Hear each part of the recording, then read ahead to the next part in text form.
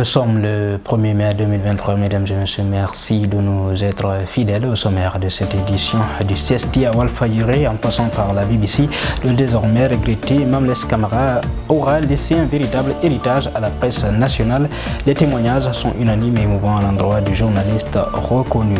L'association sénégalaise de soutien aux patients victimes d'AVC sensibilise et prévient les étudiants sur les accidents vasculaires cérébraux. À l'UCAD, le thème choisi est le rôle du patient et de l'accompagnant dans la prise en charge. Enfin, l'association Geste équipe la plage de Fanok de poubelles et toilettes publiques, une action qui vient à la suite d'une demande faite par les travailleurs et travailleuses de la plage. C'est tout pour le sommaire. Bonsoir et bienvenue à tous. Un doyen de la presse sénégalaise et modèle pour la jeune génération de journalistes, Mamles Camara est décédé ce week-end à l'hôpital principal de Dakar. La Time for Africa TV revisite le parcours de cet homme de conviction, défenseur et d'éthique de la déontologie.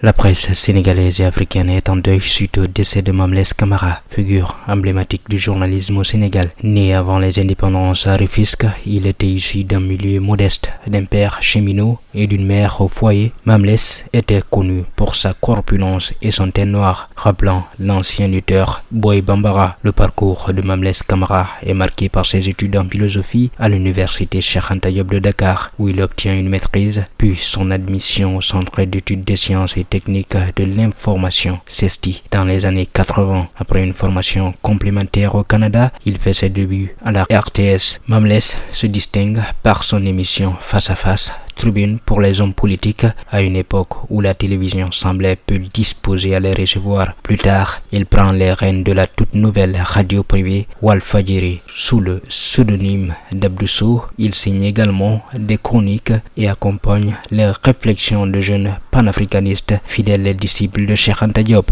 En tant qu'analyste politique et enseignant, Mamles Camara était respecté pour sa neutralité et ses convictions. Il a longtemps été le correspondant de la radio BBC à Dakar et a dirigé les radios Envie FM et Océan FM. Casanier, il a récemment fondé son agence de communication et de production. La disparition de Mamles Camara est une grande perte pour la presse sénégalaise et africaine. Ses enseignements, son éthique et sa déontologie continueront d'inspirer la jeune génération de journalistes.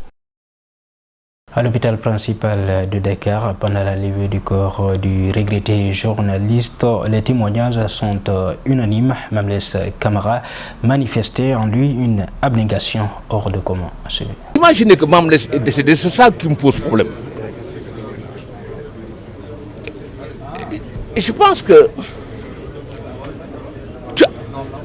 en venant ici là, je n'ai pas rencontré de voiture. Tu vois, je n'ai pas rencontré de voiture. Dieu lui-même, il est avec Mamles Camara. C'est pourquoi moi, je n'ai pas rencontré de voiture. Je me suis réveillé tard, j'étais en retard. Je voulais d'ailleurs ne pas venir. S'il n'y avait pas les langues qui allaient se dire, mais Anamademba, je n'allais même pas venir. Parce que voir Mamles Camara étendu, moi, je l'ai toujours vu debout.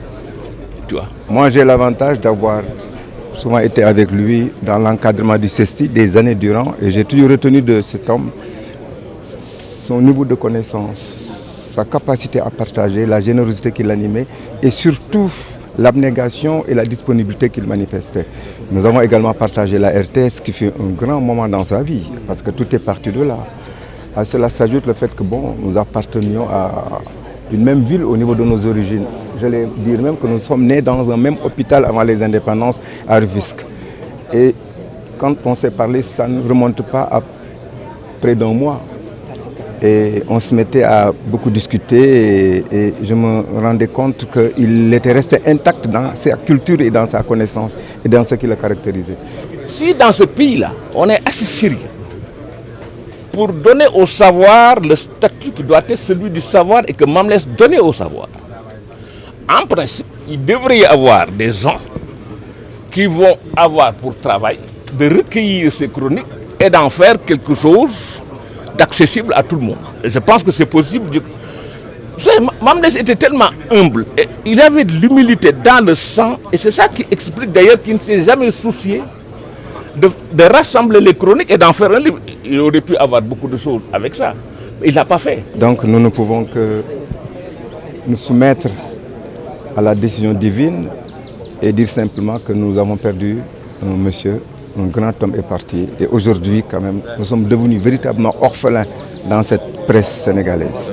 L'ex-député à l'Assemblée nationale Aminata Touré a choisi ce 1er mai pour commenter l'actualité politique nationale. La présidente de Mimi 2024 a relevé les termes du deal entre le Parti démocratique sénégalais et la coalition au pouvoir. Suivez, c'était à l'occasion d'une conférence de presse animée cet après-midi.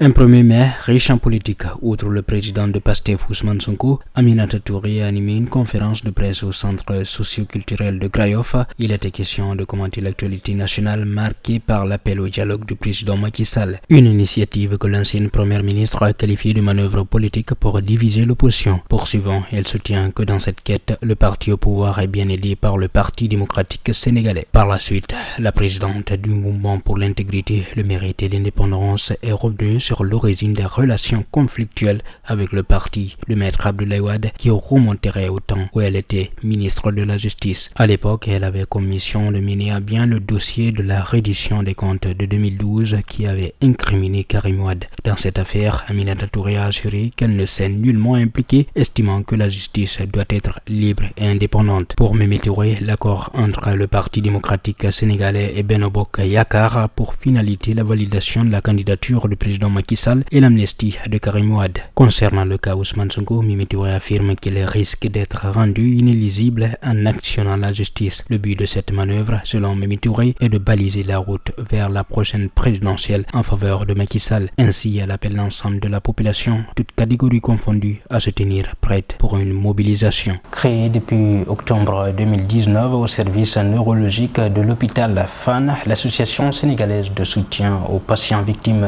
d'AVC sensibilise et prévient les étudiants de l'université Cheikh Anta Diop de Dakar. Suivi l'élément est signé TFA Production. En 15 jours, on n'a que 500 000. Ce n'est pas donné à tout le monde. Donc, accompagnants, avec médecins, avec infirmiers, paramédicaux, pourquoi pas nous créer une association qui appeler les maladies, qui prévention d'abord, ensuite sensibilisation et un accompagnement c'est pour soutenir les patients et les familles victimes d'AVC. L'association sénégalaise de soutien aux patients et familles victimes d'AVC ne cesse d'honorer son engagement, c'est-à-dire assister, accompagner et sensibiliser les citoyens sur les accidents vasculaires cérébraux. Manger gras, manger sucré, manger salé, il y a des AVC. Tabac, stress, alcool, il y a des AVC. Donc, nous devons prévenir pour nous faire. Dans ces actions, l'association a aidé plusieurs malades en accompagnement matériel et moral. Les malades, la plupart ils sont grabataires ou bien alités. La plupart de nos malades sont complètement immobiles, impossible pour eux de bouger. Vous pouvez avoir par exemple du diabète ou d'autres pathologies et en même temps continuer de travailler, mais ce n'est pas le cas pour les AVC. Mais si tu as AVC, rawatina nga yéex a ñëw da ngay tëdd ci lalu hôpital sa waa kër sax dañu obligé di nekk foofu H24.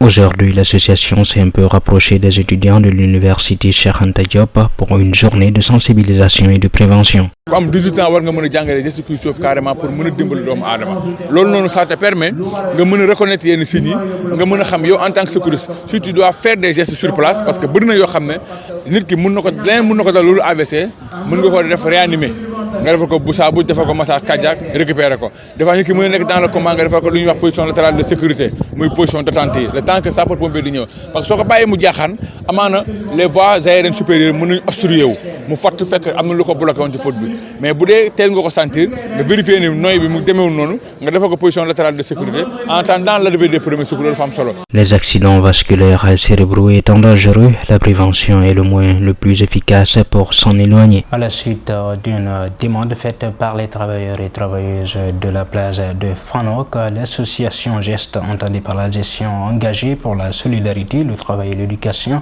s'est rendue sur les lieux pour faire des donations de poubelles et toilettes publiques, un geste environnemental qui aura sa répercussion sur l'économie des vendeurs de ce lieu.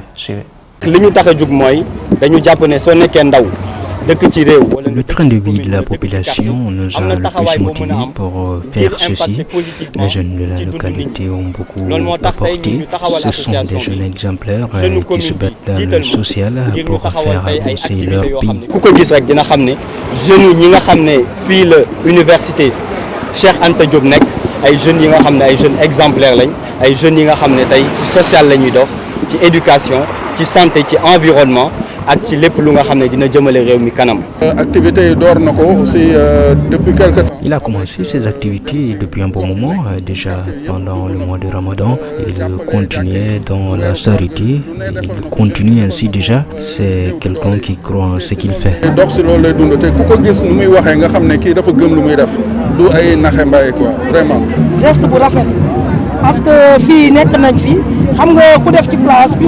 C'est un beau geste, c'est un beau geste. J'ai fait plus de 15 ans ici et nous avons eu pas mal de difficultés. Madiane Gueye est venu ici durant ce mois de Ramadan. Nous l'avons exprimé notre inquiétude. Aujourd'hui, il nous a apporté secours.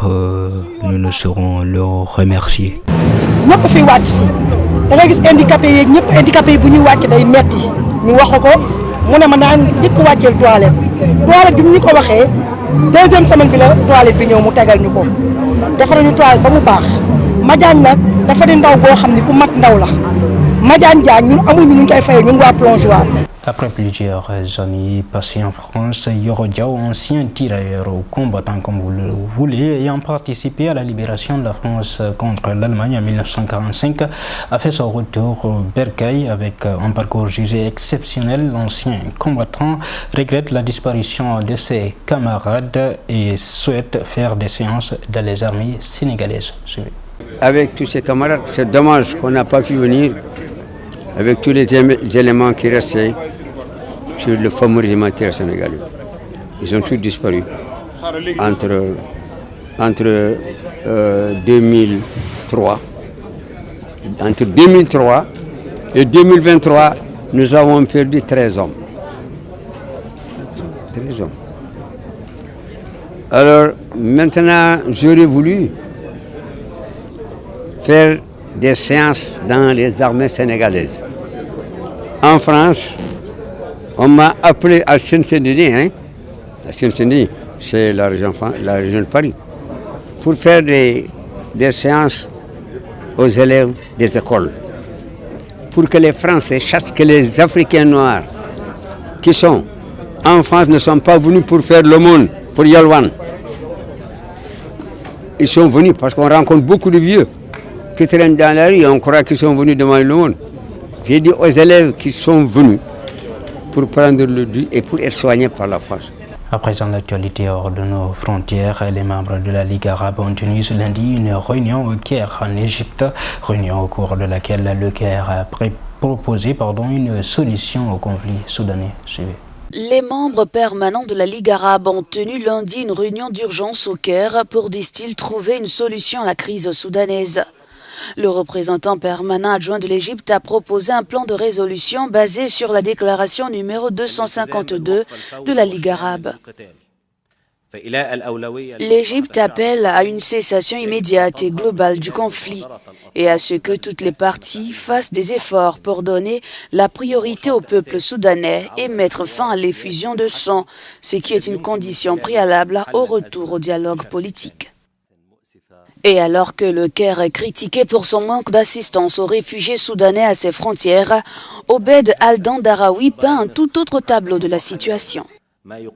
Jusqu'à ce matin, l'Égypte avait accueilli près de 40 000 soldats aux frontières d'Arkin et d'Al-Kastal, à la frontière sud.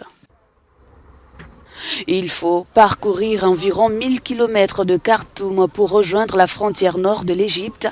Les Soudanais qui acceptent de fuir les combats continus entre l'armée et les forces de soutien rapide sont de plus en plus nombreux à patienter dans les files d'attente.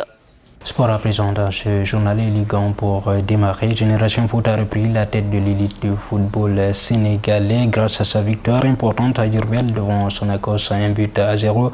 Le Djambar de Sali a concédé un match nul et Vierge face au Djarab de Dakar. Au stade Ngalandou Diouf, le Tenguej a été tenu en échec par Dakar Sacré-Cœur à 0 but partout.